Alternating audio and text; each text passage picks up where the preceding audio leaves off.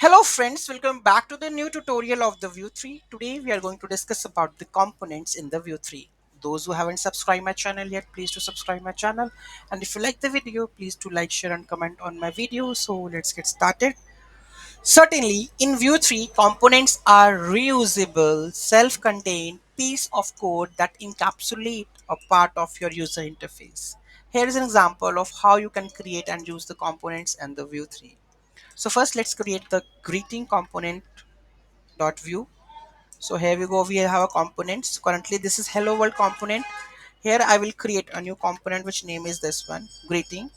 Okay, so let me copy this and add it over here. So here I'm adding my component, right?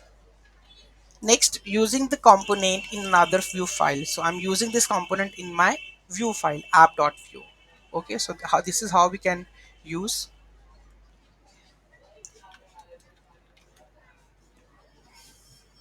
app.view. Okay, here you can see the components, greeting component, right? So let's check this one.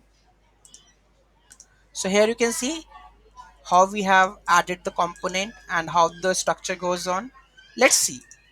Okay, so here I have created the greeting component. What I did over here, this is normal template, right? We have a button change greeting. So when I click on the change greeting, this will first the value will be hello view. When I click on this, it will change to hola view. Correct, this is my component. Okay, full-fledged. And how I call it, like this: import greeting component from this component greeting view, and then component section greeting component. Here I am calling this one by because main file app is calling first, so it will call first greeting component, so it will go over here, right? And whatever the values it has, it will show over here. So when I click on the change greeting, it will change into the hola view, as we have already checked, right? So when I click on the change greeting, whatever the value of the greeting will change into the hola view, right? So this is how we can integrate or add component into your Vue app.